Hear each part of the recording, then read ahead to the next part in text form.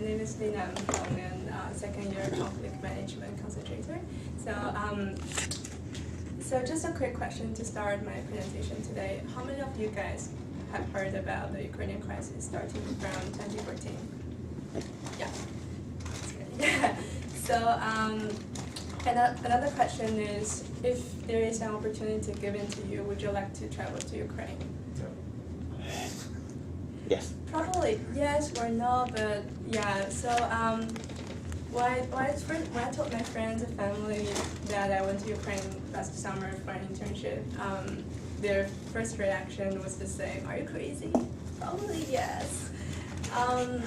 And there is a polling conducted in China capturing the most frequent questions that Chinese people ask about Ukraine. Is Ukraine safe to travel? It's hard to say, since we all know that the Ukrainian crisis is still ongoing right now, and there might be fewer and fewer people want to go there. But today I'm gonna counter your intuition and talk a little bit about why I think that Ukraine is safe, especially the capital of Ukraine, Kiev, is safe to travel. So before I came to Ukraine, I thought the whole country is in the middle of the conflict, and I imagined that there might be soldiers walking on the street in the capital, backed with tanks. Followed with the tanks on their back. And I even told myself when I was at the Dallas airport before departure that I should be alert to any potential threats around me when I was in Kiev. And actually I did it because I watched all the people around me when I was in Kiev very carefully when I was walking on the street, and but later I realized that I was overreacted and really crazy because Kiev is a very safe place to travel. So first of all, there is a misunderstanding that usually occurred from an outsider perspective. That is, actually the whole country is now in the conflict. Only the most eastern part of Ukraine, which is called Donbas, is actually in a conflict right now. But Kiev is in the middle of the country, which is really far away from the conflict-affected areas. So actually Kiev is in really good order because there is no soldiers walking on the street. There's no even beggars laying on the street, and the people are really well educated. For example, in the rush hour, if you go to the bus, if the bus is it's overcrowded, then it's really hard to pass the money to the conductor, right?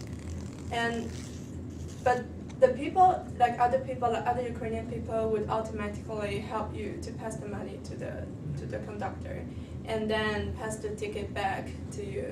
It's just without asking, one by one, doing that stuff. And I also stayed the first month when I was in Kiev, I stayed in an Airbnb house, and I stayed with the landlord under the same roof, and we had a really good talk, and she was really nice, even though her husband died several years ago. Not because of the conflict, but I think that's why I think that Ukraine is a really nice place to go, because of the image from the landlord. And the second is that compared to other European countries such as Paris, London, Brussels, I think Kiev is a place without any terrorist attacks. So last summer when I was in Kiev, there was actually a fire, I think everybody knows, in London, within the residential house. It's a big fire. Somehow connected with the terrorist attacks, but I'm not sure. But in Kiev, during the last summer, there was only a small natural fire in the downtown area, and there is an assassination actually. But the target was the previous Russian governmental official. But that was like the target assassination. It's not like, okay, it's not like the terrorist attacks. So, and the last thing I want to say is that I'm not sure if you have heard that the capital, Kiev, you can always heard about protests and bomb alerts quite like frequently every day.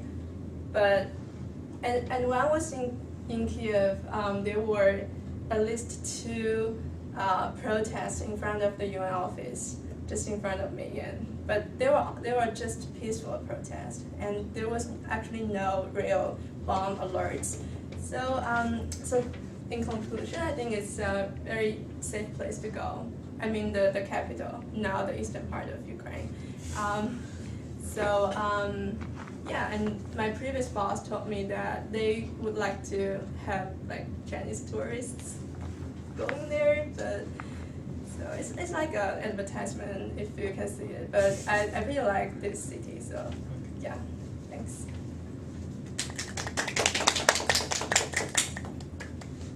Questions?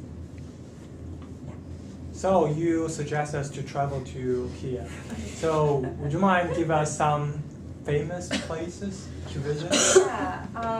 So if you would like to know more about their religion, actually Kiev is the starting point of the East. the Slavic. I'm not sure if I pronounced it right. Slavic group of people. So actually they have the origin of their religion, their origin of their culture.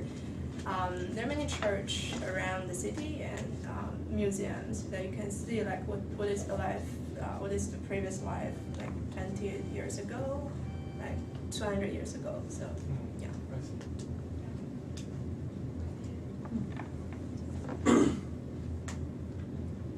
Nice. How did you get interested in the Ukraine? Yeah, I just so I was doing my thesis for undergraduate university. That was the time 2014, which is the beginning of the conflict, and my advisor is an expert of European studies, and so I chose these topics from the very beginning of the crisis, and then follow through these years. And the beginning of this year, I went to a field trip, which is organized by Conflict Management Department, and went to Ukraine. That was the first time. And then I chose this internship at UNDP. And yeah. You speak Russian? Yeah. By chance. Yeah. Thank you. Thanks.